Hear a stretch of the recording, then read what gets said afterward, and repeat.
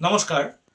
আজকে থেকে আমি কয়েকটা ভিডিওর মাধ্যমে কলকাতা হাইকোর্টে সাম্প্রতিকতম রায় প্রাথমিক শিক্ষক নিয়োগে ৩২,০০০ চাকরি বহাল রইল এই বিষয়ে কয়েকটি ভিডিও বানাতে চাই এবং আশা করছি আপনাদের যদি এই বিষয়ে জানার ইচ্ছা থাকে তাহলে আমার ভিডিওর সিরিজগুলো পরপর দেখুন।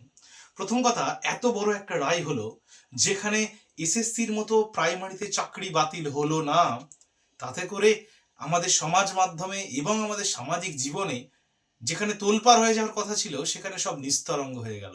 আসলে খারাপ সময় মানুষকে তো অনেক কিছু শিখিয়ে দেয়। বোধহয় এই সময়টা আমাদের মতো যারা প্রাথমিক শিক্ষক ছিলেন তাদেরকে শিখিয়ে দিয়ে গেল অনেক কিছু। এই রায়টা নিয়ে অনেক কথা হচ্ছে টিভিতে, অনেক আলোচনা হচ্ছে, কিন্তু বারবার করে কোথাও যেন প্রাথমিক শিক্ষক বলে যে ছোট করে দেখা, ছোটভাবে দেখা, এইটা কিন্তু চলছে। আপনি আমার অবাক হয়ে যায় যখন এই রায় বেরিয়েছিল, তখন আমরা কেউ বিশ্বাস করিনি এটা টিকতে পারে। সিঙ্গেল জাজের যে অবজারভেশনস, মাননীয় বিচারপতি, আমি তাকে যথেষ্ট শ্রদ্ধা করি, with due respect, Abhijit Gangopadhyay তিনি এই রায়টি দিয়েছিলেন এবং এই রায়টি কেন দিয়েছিলেন তিনি, এর পিছনেও ব্যাখ্যা রয়েছে, সেটা আমি অন্যদিন বলবো। কিন্তু আজকে আমি শুধু এটাই বলবো, আমার এই ভিডিওতে এটাই বলবো যে মানুষ কতটা দুঃখ পেয়েছে এই রায়টাতে। দেখুন, যারা আইনজীবী, যারা হেরে গেছেন মামলা করতে গিয়ে, তারা দুঃখ পাবেন, এটা খুব স্বাভাবিক। কিন্তু সাধারণ মানুষ যারা যারা রেডি ছিল পোস্ট করবে বলে, যারা এসএসসি চাকরি বাতিলের দিনের পর দিন পোস্ট করতো, মানুষের পাশে আছি, দেখো এতজনের চাকরি যাওয়া বাতিল উচিত হয়নি, এসব বলতো, আসলে তাদের সেগুলো যে কুম্ভীরাস্ত্র ছিল তা প্রমাণিত হয়ে গেল এই রায়ে।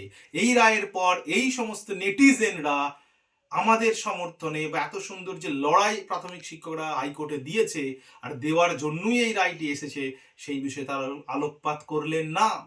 মজার ব্যাপার হলো, তারা এবার এটাকে মানে চাকরি বাতিল হয়নি কেন এটা নিয়ে প্রশ্ন তুলছেন, যেমন রাজনৈতিক কিছু কিছু নেতা তুলেছেন, যেমন স্বয়ং প্রাক্তন বিচারপতি বর্তমানে সাংসদ তিনি পর্যন্ত তুলেছেন।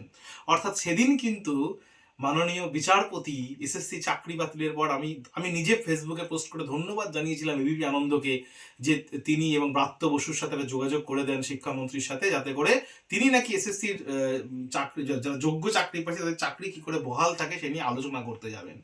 সেদিনকে আমরা তাকে স্বাগত জানিয়েছিলাম এবং আমি বলেছিলাম যে বিচারপতি অভিজিৎ গাঙ্গুলির থেকে রাজনৈতিক অভিজিৎ গাঙ্গুলি বোধহয় বেশি মানবিক। এই কারণ তিনি আজকে মানুষের কথা ভেবে, হয়তো রাজনীতি করেন বলেই তিনি মানুষের কথা ভেবে আলোচনায় যেতে গেছিলেন, যদিও শেষ পর্যন্ত সেটা ফলপ্রসূ হয়নি, কি কারণে তা আজও আমরা জানি না। কিন্তু সেদিনও আমরা প্রশ্ন তুলেছিলাম মাননীয় বিচারপতিকে যে আপনি যদি মনে করেন 26,000 নিয়োগের মধ্যে অনেক যোগ্য ছিল, তাদের চাকরি যাওয়া ঠিক হয়নি, আপনি সেদিন রাত্রে নাকি টিভি দেখে সারা রাত ঘুমোতে পারেননি, তাহলে আপনি যখন 12ই মে, ভাবুন 11ই মে অবধি তিনি শুনেছেন শুনানি, মানে প্রায় তার আগে 8-10 দফা শুনানি হয়েছে, 11ই মেতে শুনানি শেষ, আর উনি 12ই মেতে রায় দিয়ে দিয়েছেন, মানে একদিন পরে উনি রায় দিয়ে দিলেন। মানে যে রায় যদি প্রি ডিটারমাইন্ড না হয়ে থাকে তাহলে কিভাবে উনি দিলেন সেই রায়? প্রশ্ন কি জাগবে না? বাংলার মানুষ কি একদম প্রশ্ন করবে না? সোশ্যাল মিডিয়া ইনফ্লুয়েন্সাররা কি প্রশ্ন করবে না? যারা হাইকোর্ট চত্বরে প্রতিনিয়ত বুম ধরছেন, যে সমস্ত টিভি, আমি তাদের নাম করছি না, যে ইউটিউবার যারা সাংবাদিকতা করেন, তারা একবারও কেন এই প্রশ্নগুলো তাকে করতে পারেন না বলুন তো? কোথাও কি বাধ্যবাধকতা আছে? জানি না। দেখুন, আমার কথা শুনে মনে হতে পারে যে আমি অভিজিৎ গাঙ্গুলিকে আক্রমণ করতে বসেছি, না, মোটেই আক্রমণ করতে বসিনি, আমি জাস্ট তার বিচার প্রক্রিয়া নিয়ে কথা বলতে বসেছি।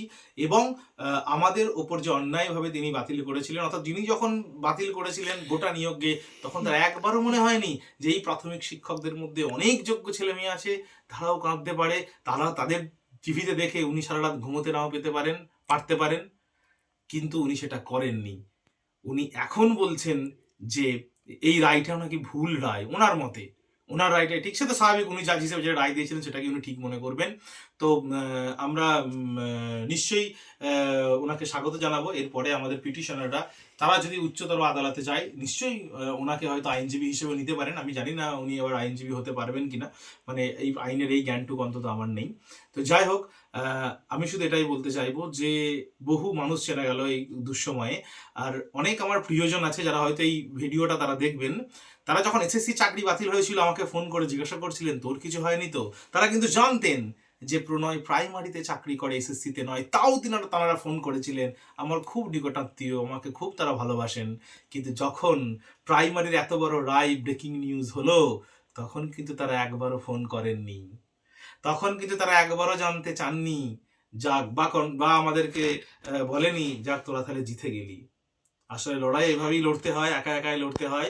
যখন গোটা মিডিয়া আমাদের বিরুদ্ধে ছিল, গোটা সমাজ আমাদের বিরুদ্ধে ছিল, তারপরেও আমাদের অ্যাডমিনরা, আমাদের যারা কলকাতায় যারা অ্যাডমিন রয়েছে বিভিন্ন আমাদের যে গ্রুপগুলোর, তারা দিনরাত খেটে খুঁটিনাটি বের করেছে, সিঙ্গেল জাজের রায়ের একাধিক ভুল জিনিস বের করেছে এবং সেগুলো উচ্চতর ডিভিশন বেঞ্চের কাছে গেছে। এবং আপনারা অনেকে ভাবছেন যে প্রথমবার বোধহয় আমরা জয়লাভ করলাম তাই এত আনন্দ করছি। না মশাই, না, ভুল করছেন। 12ই মে রায় বেরোনোর পর আমরা ডিভিশন বেঞ্চে গেছিলাম, সেখানে আমরা আংশিকভাবে জয়লাভ করেছিলাম।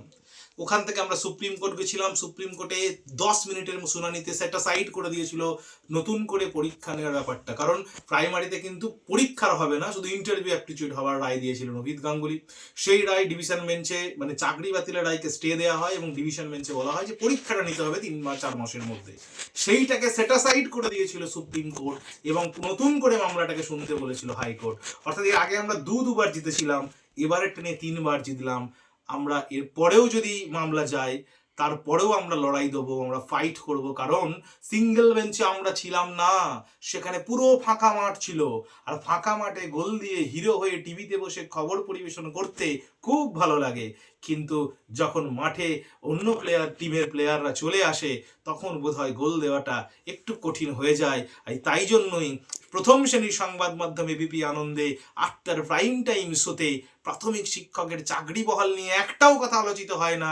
উল্টে সেই আইনজীবী যিনি ছিলেন বাতিলের মুখ্য কারিগর হিসেবে, তাকে প্যানেলে বসিয়ে ওয়াকফ আইন বা অন্য কিছু নিয়ে ডিবেট শো চালাতে হয়। হাসছে, প্রত্যেকটা মানুষ হাসছে আপনাদের এই দ্বিচারিতা দেখে।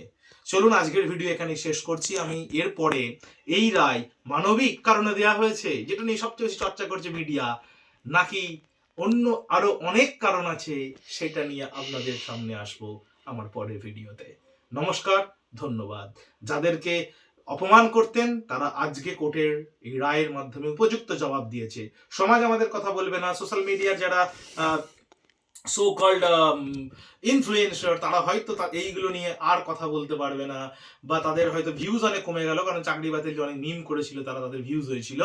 যাই হোক, আমি জানি না তাদের কাছে এই বার্তা পৌঁছাবে কিনা, কিন্তু আমি বলছি এই লড়াইটা কিন্তু থাকবে চিরকালীন হয়ে। তার কারণ এরপর যত নিয়োগ হবে, প্রত্যেকটা নিয়োগে কিছু আনসাকসেসফুল ক্যান্ডিডেট থাকবেই যারা চাকরি পাবে না। তারপর যদি গোটা নিয়োগ প্রক্রিয়াকে যে বলে বাতিল করে দিতে, তখন এই রায়টা তাদের জন্য উদাহরণ হয়ে থাকবে। আজকে যারা চাকরিজীবী, তারাও কিন্তু নিশ্চয়ই এটাকে মনে প্রাণে সমর্থন করবেন। যারা আগে চাকরি প্রার্থী, যারা আগামী দিনে চাকরি পাবেন, তারা নিশ্চয়ই এই রায়টাকে সমর্থন করবেন। তো আশা করছি পরের ভিডিও দেখা হবে। নমস্কার, ধন্যবাদ।